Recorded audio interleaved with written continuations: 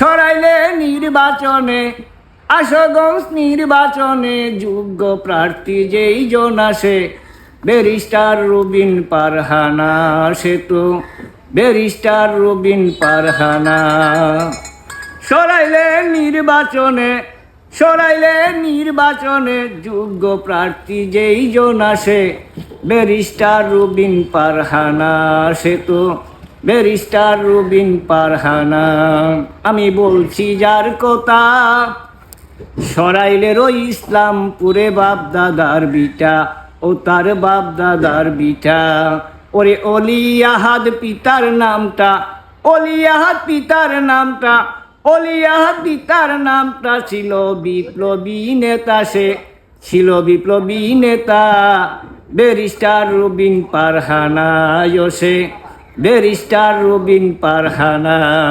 ও তো মার্খা পাইছে হাস পাইয়া জনতারা করতেছে উল্লাস, জনতা করতেছে উল্লাস। ওরে হাঁস মার্কাটা জয় করিবে, হাঁস মার্কা ফাঁস করিবে জনগণের বাসনা ভাই, মা বোনের আর বাসনা। ব্যারিস্টার রুবিন পারহানা, সে তো ব্যারিস্টার রুবিন পারহানা। তার হিংসা নিন্দা নাই, গাঁও গ্রামের মা বোনেরা বুকেতে মিলাই, তারে বুকেতে মিলাই। ওরে কামার কুমার চাষি মজুর, কামার কুমার চাষি মজুর অবহেলা করে না, সে হিংসা নিন্দা করে না। ব্যারিস্টার রুবিন পারহানা, সে তো ব্যারিস্টার রুবিন পারহানা।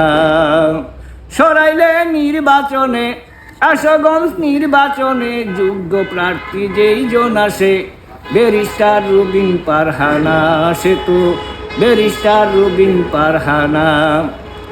ও তার মনটা খুব নরম, ও তার মনটা খুব নরম, প্রতিবাদের বাসা কিন্তু হয় ভীষণ গরম, অগো হয় ভীষণ গরম।